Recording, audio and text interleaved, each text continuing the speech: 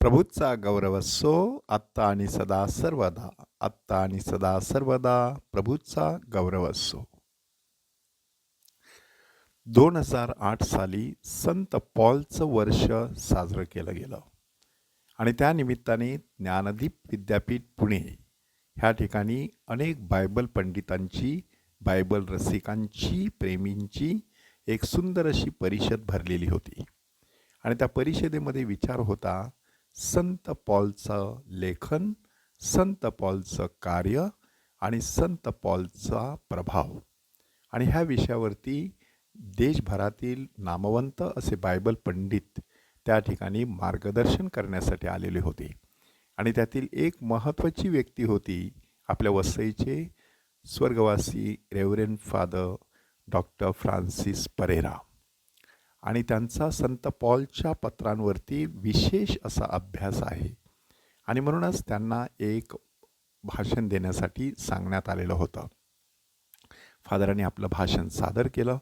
संत पॉलच्या पत्रांमध्ये कशा प्रकारे अखिल मानवजातीसाठी प्रभू येशू ख्रिस्ताचा सुंदरसा संदेश आहे, तो संदेश देण्यासाठी त्यांनी सुंदर असा पेपर तयार केला होता. आणि तो पेपर सादर झाल्यानंतर त्यांना काही प्रश्न विचारण्यात आले.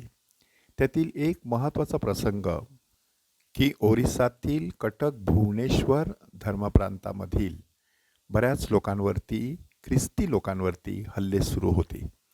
कितीतरी लोकांची घरं जाळण्यात आली. प्रभू येशू ख्रिस्ताच्या इमाजी तोडून फोडून टाकण्यात आल्या. पवित्र मरीची चित्र जाळण्यात आली. लोक बेघर झाली. ती जंगलामध्ये जाऊन राहू लागली. आणि अशा प्रकारे फार मोठ्या प्रमाणात त्या ठिकाणी ख्रिस्ती लोकांचा छळ सुरू होता. त्या पार्श्वभूमीवरती कोणीतरी फादर फ्रान्सिस परेरा यांना विचारलं की संत पॉल अशा परिस्थितीमध्ये कोणता प्रतिसाद त्यांनी दिला असता. आणि फादरांच्या मुखातून जणू काही एखादं पिकलेलं फळ पडावं तशा प्रकारचं चांगलं उत्तर बाहेर पडलं. काय म्हटलं बघा त्यांनी, की आज तुम्ही स्टीफनचा छळ होत असताना पाहत आहात, परंतु धीर धरा, तिथूनच संत पॉल उदयास येईल. त्यांच्या ह्या उत्तराने संपूर्ण सभागृहामध्ये बराच वेळ टाळ्यांचा कडकडाट निनादत राहिला. आणि आज आपण जेव्हा मागे वळून पाहतो तेव्हा आपल्याला खरोखरच तसंच काहीतरी घडलेलं दिसून येत आहे की एवढ्या सगळ्या लोकांनी सांडलेलं रक्त, त्यांचा झालेला छळ आणि त्यांना झालेला मानसिक शारीरिक असा त्रास, ह्या बीजाचं रूपांतर चांगल्या फुलांमध्ये झालेलं आहे.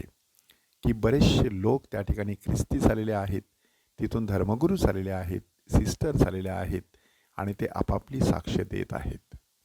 आज ह्या घटनेचा आपण कशासाठी विचार करायचा?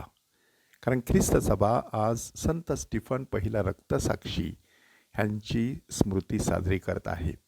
प्रभू येशू ख्रिस्ताच्या जन्माच्या दुसऱ्याच दिवशी अशा प्रकारची स्मृती का बरे साजरी केली जाते? त्याला एक महत्त्वाचं कारण आहे की प्रभू येशू ख्रिस्ताचा स्वीकार केल्यानंतर माणसाला कधीकधी अतोनात असा छळ सहन करावा लागतो. मात्र हा जो छळ आहे त्या छळाचं रूपांतर सुंदर अशा स्वर्गीय जीवनारूपी फळामध्ये होत असतं. संत स्टीफन ह्याला दगडमार करण्यात आला कारण तत्कालीन लोकांना वाटलं की तो धर्मनिंदा करत आहे. परंतु खऱ्या अर्थाने पाहता तो धर्मनिंदा करत नव्हता. तो प्रभू येशू ख्रिस्ताची खरीखुरी सुवार्ता जगाला सांगू इच्छित होता. संत स्टीफन पवित्र आत्म्याने परिपूर्ण होता, नीतिमान होता. पहिल्या ख्रिस्त सभेमधील तो एक डिकन होता. म्हणून त्याने जणू काही आपल्या रक्ताने ह्या आपल्या पहिल्या कोवळ्या अशा ख्रिस्त सभेची सेवा केलेली आहे. इतकंच नाही तर प्रभू येशू ख्रिस्ताच्या मुखातून बाहेर पडलेली 2 वाक्ये त्याच्या मुखात देखील आपल्याला आढळतात. पहिलं वाक्य आहे की हे परमेश्वरा, ह्या लोकांचं पाप तू मोजू नकोस. येशूने देखील तशाच प्रकारचं वाक्य म्हटलेलं होतं की बापा त्यांना क्षमा कर, कारण ते काय करतात ते त्यांना समजत नाही. त्यानंतर संत स्टीफन बोलला की माझ्या आत्म्याचा स्वीकार कर. येशूने देखील तशाच प्रकारचं वाक्य म्हटलेलं होतं की बापा मी माझा आत्मा तुझ्या हाती सोपवतो.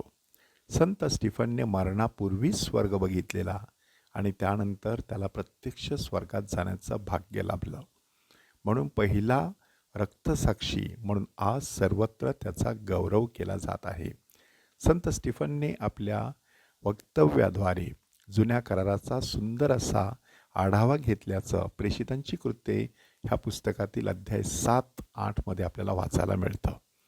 ते वाचन करत असताना माणसाच्या लक्षात येतं की खरोखरच हा माणूस किती पवित्र आत्म्याने परिपूर्ण होता.